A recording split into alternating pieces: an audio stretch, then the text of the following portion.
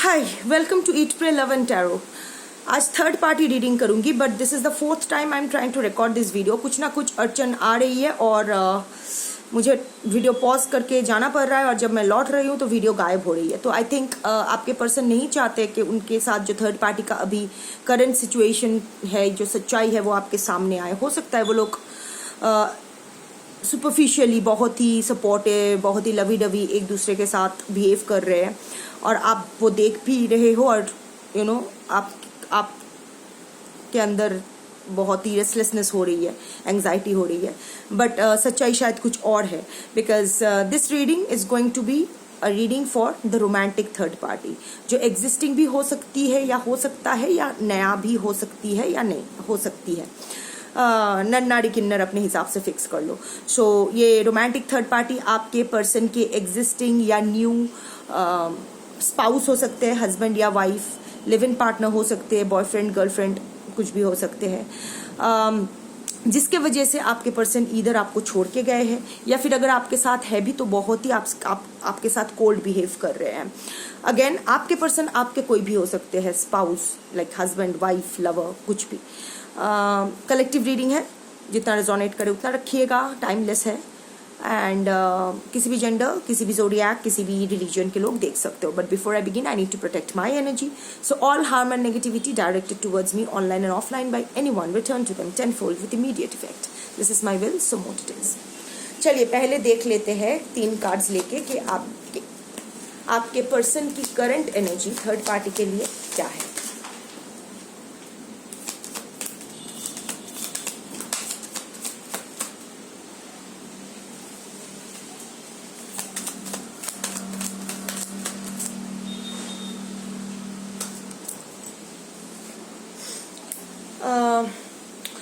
आपके पर्सन की third party की करंट एनर्जी आपके पर्सन के लिए क्या है।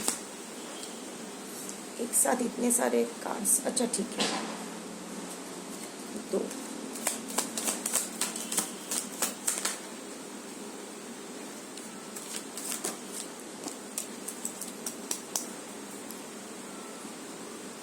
Bottom of the deck is night of wands. अभी देखो ये दोनों ही ना जबरदस्ती करने की कोशिश कर रहे हैं। नाइट ऑफ स्वॉर्ड्स प्रकृति के खिलाफ जाने की कोशिश कर रहे हैं। ये रिश्ता उनके लिए शायद आई वोंट से कि खत्म होने वाली है या ऐसा कुछ, बट ये लोग जो भी कर रहे हैं ना एक दूसरे के साथ, ये मन से नहीं कर रहे, ये जबरदस्ती कर रहे हैं, इनवॉलंटरीली कर रहे हैं। How? Because see this apparently of course night of swords action oriented card है, ये है वो है, बट इस सिचुएशन में जो एनर्जी ये कैच कर रही है वो है ना कुछ ज्यादा करने की, कुछ दिखाना है, कुछ दिखाना है, एक्शन करके दिखाना है, जो नहीं है वो भी है, ये यकीन दिलाना है। ये हवा के ऑपोजिट ये रन कर रहे हैं। ये देखो ये पेड़ जो है इस तरफ झुक रहा है, इसका मतलब हवा यहाँ से आ रही है, और ये हवा की ऑपोजिट काउंटर करके जा रहे हैं। तो जो भी हो रहा है ना सिचुएशन को, वो लोग जबरदस्ती कुछ करने की कोशिश कर रहे हैं। मैं सही हूँ, there are too many signs and synchronicities are pointing के suppose something is not working for them, but they want to remain in this delulu कि yes it is working for us. This is the overall energy that I am catching. अभी आपके person की energy देखिए, empress का card आया है, queen of cups and the page of swords. So yes, आपके person का जो इन मोस्ट केसेस इधर आपके पर्सन के जो थर्ड पार्टी है, ये इनके स्पाउस यानी कि हस्बैंड या वाइफ है। Committed this is the committed relationship, जिस वजह से भी कमिटमेंट दिया हो, जबरदस्ती या whatever, पर ये कमिटेड रिलेशनशिप में है। बच्चे इन्वॉल्व हो सकते हैं, प्रेगनेंसी का कार्ड है, फर्टिलिटी का कार्ड है, बट जो भी है आपके पर्सन अभी इसके साथ ही स्टेबल महसूस कर रहे हैं। सुनने में खराब लग रही है, but this is the truth. इसके साथ आपके पर्सन जम गए हैं। बट इस रिश्ते को रखने के लिए आपके पर्सन को ये क्वीन ऑफ कप्स एनर्जी में आना पड़ रहा है। Queen of cups is not the, अब क्वीन का मतलब ये नहीं कि आप आप मेल भी हो सकते हो, I am talking about the energy. Queen of cups who always overdo things. आपके पर्सन बहुत ज्यादा आपके पर्सन को करना पड़ रहा है, बहुत ज्यादा अपना मन मार के बहुत कुछ करना पड़ रहा है इस थर्ड पार्टी के लिए। करेंटली अगर मैं बोलूं बहुत कुछ ये और कुछ एग्जेजरेशन भी हो रहा है। बहुत प्यार दिखाया जा रहा है जबकि उतना प्यार है नहीं। ओवर पोरिंग का टेंडेंसी, अगर वो 1 मांग रही है तो उसको 10 दिया जा रहा है, just to prove a point. पर जो भी है इनको ज्यादा करना पड़ रहा है, इनको ओवरडू करना, इनको आपके पर्सन को कुछ प्रूव करना पड़ रहा है थर्ड पार्टी के सामने। इनका कमिटमेंट, इनका इन्वॉल्वमेंट थर्ड पार्टी के सामने बार बार प्रूव करना पड़ रहा है कि हाँ मैं तुम्हारा हूँ या तुम्हारी हूँ, देखो मैं तुम्हारे साथ ही कनेक्टेड हूँ, ये हूँ वो हूँ। And the page of swords energy, page of course immature energy. At the same time this is an energy of stalking. आपके पर्सन थर्ड पार्टी पर बहुत नजर कराए बैठे हैं। यहाँ 2 चीज हो सकती है। एक, वो उनके हर पोस्ट पे लव रिएक्ट कर रहे हैं, कमेंट कर रहे हैं, कहीं ना दिस इज अ फियर वाला एनर्जी। आपके पर्सन थर्ड पार्टी को कुछ पता चल गया है, और क्या क्या पता चल जाए, आपके पर्सन कुछ तो छुपा रहे हैं थर्ड पार्टी से। वो क्या पता चलेगा, किस हद तक पता चलेगा, क्या कुछ पता चलेगा तो कैसे छुपाना है, कैसे झूठ बोल के उसको मेकअप करना है। It's an anxious energy, it's not a very healthy. ये एम्प्रेस, क्वीन ऑफ कप्स देख के ऐसा लग रहा है कितना लवी डवी रिलेशनशिप है, पर अगर इतना भरोसे का रिलेशनशिप है तो यहाँ पेज ऑफ स्वॉर्ड्स क्या कर रहा है? इतना नजर डाल के क्यों बैठना, इतना नजर रखा क्यों जा रहा है थर्ड पार्टी के ऊपर? डर रहे हैं आपके पर्सन, कुछ तो डर रहे हैं। So I will check now the third parties energy for your person. पहले कार्ड आया है पेज ऑफ पेंटिकल्स का, जस्टिफाइड। यहां देखो आपके पर्सन क्वीन ऑफ कप्स है और ये पेज ऑफ पेंटिकल्स है। मतलब आपके पर्सन को थर्ड पार्टी के लिए जितना करना पड़ रहा है उसके एक्सचेंज में थर्ड पार्टी बहुत ही कम, मतलब मिनिमम जो ऑफर करना है वही कर रही है या कर रहा है। उनका कमिटमेंट बस उतना ही है जितना उसको रखने के लिए जरूरी है। however पैशनेट तो है आपके पर्सन को लेके। लवर्स कार्ड आया है। सो ये इस कनेक्शन को एक डिवाइन कनेक्शन मानती है, व्हाटएवर। कहीं ना कहीं इसको अपना डिवाइन काउंटर पार्ट मान रहे हैं। बहुत ही लवी डवी तो फील कर रहे हैं आपके पर्सन को लेके। ओवरऑल मुझे नहीं दिखाई दे रहा है कि अपरेंटली उनके बीच कुछ गलत चल रहा है until the death card came. Lovers card भी मेजर आर्काना है, डेथ भी मेजर आर्काना है। और डेथ कार्ड के सामने ये जो येलो रोब पहन के खड़ा है ये हेरोफेंट है। Hierophant is the card of marriage, long term relationship, socially accepted relationship, stable relationship. मौत के कगार पे ये रिलेशनशिप खड़ी है। सो आप अगर मैं देखूं थर्ड पार्टी की एनर्जी आपके पर्सन की तरफ, तो यस ये लवी डवी तो फील कर रही है। ये डिवाइन आपके थर्ड पार्टी में एक डुअलिटी चल रहा है। कभी इनको लग रहा है, इनफैक्ट वो कहीं ना कहीं बहुत कंफ्यूज्ड है। वो बहुत इंट्यूटिव है, वो शायद कोई स्पिरिचुअल प्रैक्टिसेस करती है। वो फील कर रही है कि उनका जो रिश्ता है वो टूट रहा है, वो खत्म हो रहा है। बट अभी भी ये लवर्स, बट वो अभी भी ये रिश्ते को छोड़ना नहीं चाहती है, अभी भी वो पॉसिबिलिटी को पकड़ के बैठे रहना चाहती है, अभी भी वो डिवाइन कनेक्शन समझ कर ही रखना चाहती है। हो सकता है थर्ड पार्टी बीमार है या फिर कोई बीमारी उसमें घुस गई है जिसका जिसका वो आउटर मैनिफेस्टेशन कुछ महीने बाद या अगले साल होने वाला है। इलनेस का भी कार्ड है।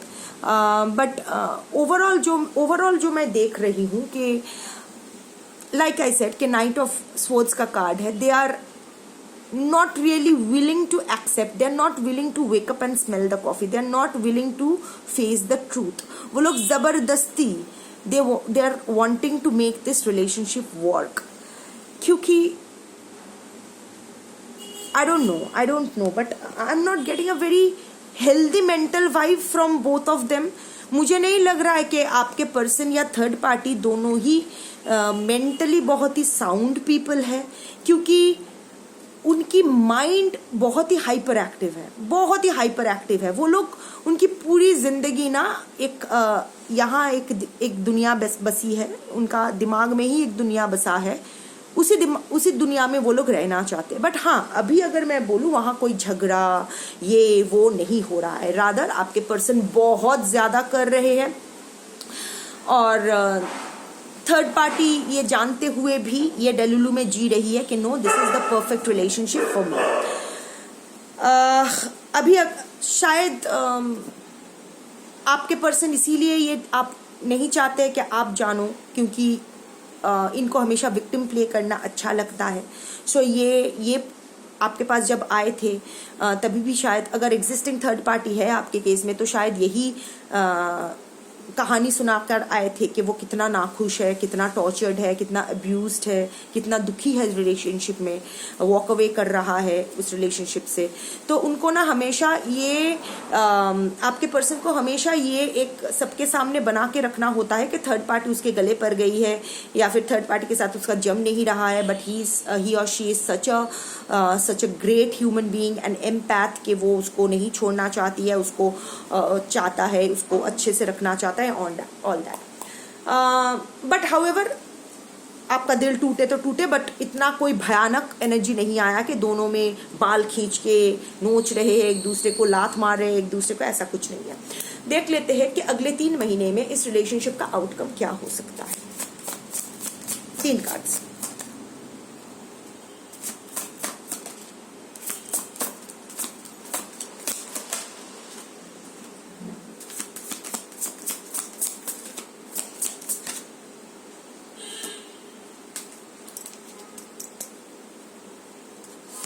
Bottom of the deck, finality, death card, farewells, leave behind, closure. खत्म तो होने वाला, मतलब कुछ तो खत्म होने वाला है उनके रिश्ते में। जरूरी नहीं है कि उनका रिश्ता ही खत्म हो जाए, हो सकता है कि अभी बाकी के कार्ड्स देखकर पता चलेगा, हो सकता है कि उनमें जो व्हाट डू आई से, उनमें जो डुअलिटी है वो खत्म हो जाए, हो सकता है उनमें जो करवाहट है, टॉक्सिसिटी है, वो खत्म हो जाए। But again this is a walking away का कार्ड है, ये इंसान जा रहा है।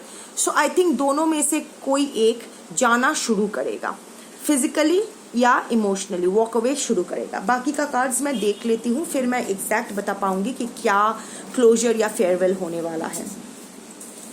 डिस्टेंस का कार्ड है, divine feminine and 1 day। So distance, separation, space, blockage,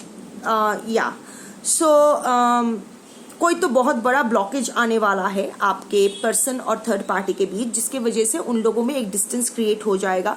separation हो सकती है, नहीं भी हो सकती है, पर एक डिस्टेंस क्रिएट हो जाएगा। क्योंकि देखिए, नाटक करके कोई ज्यादा दिन नहीं रह सकता है ना अपने। आफ्टर ऑल जो गिवर है वो भी ओवर गिव करते करते एक पॉइंट के बाद थक ही जाएगा। सो इन दैट केस एक डिस्टेंस आ ही जाता है। जब ना सामने वाला इंसान हमें देना बंद कर देता है ना, तो सामने वाले इंसान की ज़रूरत भी हमारी ज़िंदगी से कम होती जाती है। ये एक बहुत हार्ड ट्रूथ है, ये सबके लिए जायज़ है। जिससे हमें कोई भी फ़ायदा नहीं मिल रहा है, not just material, generally speaking, कोई भी, वो इमोशनल एक्सचेंज भी हो सकता है, वो मीनिंगफुल कॉन्वर्सेशन भी हो सकता है, बट जिस इंसान से हमारी कोई भी ज़रूरत, पर्टिकुलर ज़रूरत पूरी नहीं हो रहा है, उस इंसान से हम लोग डिस्टेंस बना कर ही रखते हैं। तो आपके थर्ड पार्टी और आपके पर्सन के बीच भी 3 महीने के अंदर, जिस दिन आप वीडियो देख रहे हो उस दिन से 3 महीने के अंदर एक डिस्टेंस आने वाली है, एक ब्लॉकेज की एनर्जी आने वाली है। डिवाइन फेमिनाइन एनर्जी, दोनों ही ना रिसेप्टिव मोड में चले जाएंगे। दोनों को ही लगेगा कि हम लोग ने बहुत कर लिया है, अब सामने वाले को हमारे लिए करना पड़ेगा। इस विषय के ऊपर से यहाँ से ही प्रॉब्लम स्टार्ट होगी। आपके पर्सन को लगेगा I have done enough for the third party, now is the time for the third party to take action. Masculine energy, अभी वो फेमिनिन एनर्जी में चला जाएगा या चली जाएगी। थर्ड पार्टी को लगेगा कि I have given a lot to this relationship, no more, और मैं नहीं कर सकती या कर सकता। अभी आपके पर्सन को जो करना है वो करना होगा। बीज यहाँ से ही शुरू होगा, झमेला का जो बीज है यहाँ से ही शुरू होगा, या डिससेटिस्फैक्शन से ही शुरू होने वाला है। One day, some day, somewhere, another time, this is a good bye card कि ठीक है चलो चलते हैं, मिलेंगे कभी कहीं, but I am not seeing this as a final good bye. This is 1 foot out, but there is another foot, that's not out, that's in. तो अगर सेपरेशन आएगा भी तो वो एक शॉर्ट टर्म सेपरेशन होगा। हो सकता है कोई मन मुटाव की वजह से 1 महीना या 2 महीना दोनों एक दूसरे से सेपरेटेड रहे, but I am not seeing this as a permanent separation. So या अभी चीज़ें ठीक ठाक ही चल रहा है दोनों के बीच। ऑफ कोर्स दोनों बहुत ही प्रेशर ले रहे हैं अपने ऊपर to make things work for them, going against the wind, going against the storm. कोई तो तूफान चल रहा है उन दोनों की जिंदगी में, जिसको वो लोग ओवरकम करके अपना रिलेशनशिप सेव करने की कोशिश कर रहे हैं। हाँ, ऑफ कोर्स एक ज़्यादा पोर्क आपके पर्सन ज़्यादा दे रहे हैं, कुछ पॉइंट प्रूव करना चाहते हैं थर्ड पार्टी को कि देखो मैं तुम्हारा ही हूँ, मैं तुम्हें एंड ऑल दैट, सो मैं तुम्हें कितना प्यार करता हूँ या करती हूँ। And on the other hand third party दिमाग से पैदल है, वो अपनी ही डेलुलू में जीती है, वो लवर्स एनर्जी में जीती है। उनके दिमाग में ये बैठ गया है कि आपके पर्सन और ये डिवाइन कनेक्शन है, जबकि ये लोग कामिक कनेक्शन है। और ये भी, पर वो जानती है क्योंकि she is into spiritual practice, she knows that death in this relationship is evident. Death is also a card of transformation, but at the same time I'm not getting a vibe from a positive transformation. I'm getting the vibe of illness, I'm getting breaking of marriage, और interconnecting energy भी है। Hierophant खड़ा है वो skeleton के सामने, grim reaper के सामने हेरोफेंट खड़ा है। तो their marriage और their long term relationship is on the rocks, their relationship is on the rocks। और अगले 3 महीने में there will be blockages। दोनों ही को लगेगा कि एक दूसरे के लिए वो लोग, सामने वाला इंसान उसके लिए इनाफ नहीं कर रहा है, इस चीज़ को लेकर ही झमेला बढ़ेगा। There will be distance, there will be blockage, but however this separation period I am not seeing as a permanent separation. ये लोग फिर से आएंगे, it's 1 foot in 1 foot out, ऐसे एनर्जी रहेगी। मुझे नहीं पता है कि इसको लेके आप क्या करने वाले हो, इस इंफॉर्मेशन को लेके, but one thing I want to tell you कि मैरिजेस डोंट लॉक हार्ट्स।